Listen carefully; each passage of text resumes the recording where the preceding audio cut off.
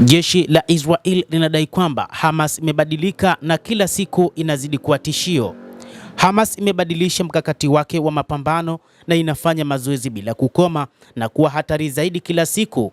Hata hivyo, IDF inaendelea na mapambano na kutafuta njia ya kuweza kukabiliana na kundi hilo la Hamas la Kipalestina pamoja na kundi jingine la Islamic Jihad, na mapambano haya yalianza tangu mwaka 2023.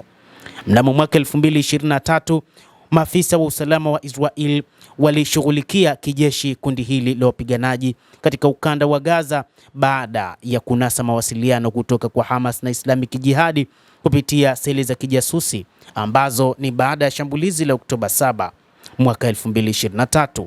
Hata hivyo, walikuja kugundua kwamba kundi hili limejipanga zaidi katika kipindi hiki cha kusimamisha mapigano kati ya Israel pamoja na kundi hilo la Hamas.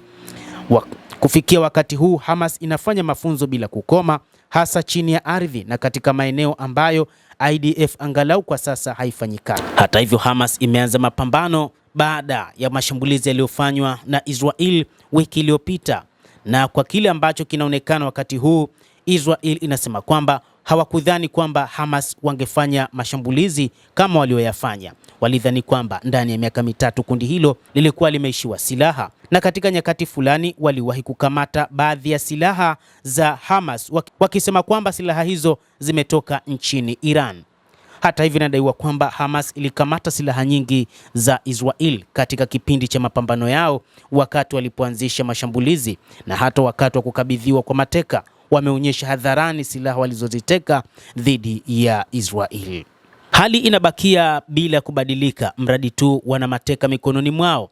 Wakati huu nguvu walionayo sasa ni mateka. Wanajua kwamba hili ndilo linalowafanya kuwa hai na kwamba majeshi ya Israel hayatashambulia maeneo mengi wakifikiria juu ya mateka wao, licha ya kwamba wameanza operesheni nyingine ya kuwaondoa wakazi katika ukanda wa Gaza na kuwapeleka katika maeneo mengine. Lakini kinachobadilika ni kwamba walikuwa wakifanya mashambulizi ya angani pamoja na ardhini, jambo ambalo linawashitua wapiganaji wa IDF, jeshi la Israel. Ni vigumu kulikabili kundi hili kwa namna moja ama nyingine zaidi ya kutumia ujasusi wa hali ya juu. Leo IDF imekuwa na mpango mkakati wa kuhakikisha linawanasa viongozi wakuu wa Hamas pamoja na wapiganaji wao. Hata hivyo, wanasafirisha silaha kila siku kwa njia ambazo IDF haikuweza kugundua.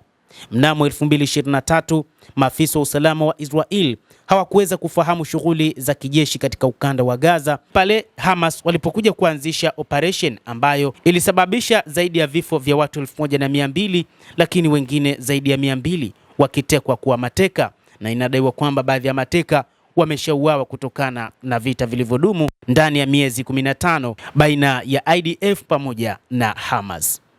Mtazamaji wa The World News, wakati huu Marekani pamoja na Israel bado zinatafuta njia ya kuweza kulikabili kundi hili na kuweza kulimaliza kabisa, na huo ndio mpango wao. Wakati huu wanafanya jitihada za kuwaondoa wakazi wa ukanda wa Gaza, kuwapeleka katika maeneo mengine, wakidhani kwamba pengine kuwaondoa raia hao huenda kundi hilo likasimama kufanya mashambulizi na kufanya mapambano. Ikumbukwe kundi hilo linapigana kutokana na kile inachodai kwamba ni utekwaji wa maeneo yao katika eneo la ukanda wa Gaza, kulingana na ramani ya Umoja wa Mataifa ambayo inatenganisha ukanda wa Gaza pamoja na Israel. Na hivyo Hamas wameamua kupambana licha ya kwamba inadaiwa wanapata msaada mkubwa kutoka nchini Iran, lakini wao wenyewe hawakuwahi kuzungumza kuhusu hilo. Mtazamaji, endelea kutufuatilia na usisahau kulike, kucomment na kusubscribe channel yetu hii. Mimi ni Adam Hussein, endelea kuwa nasi wakati wote.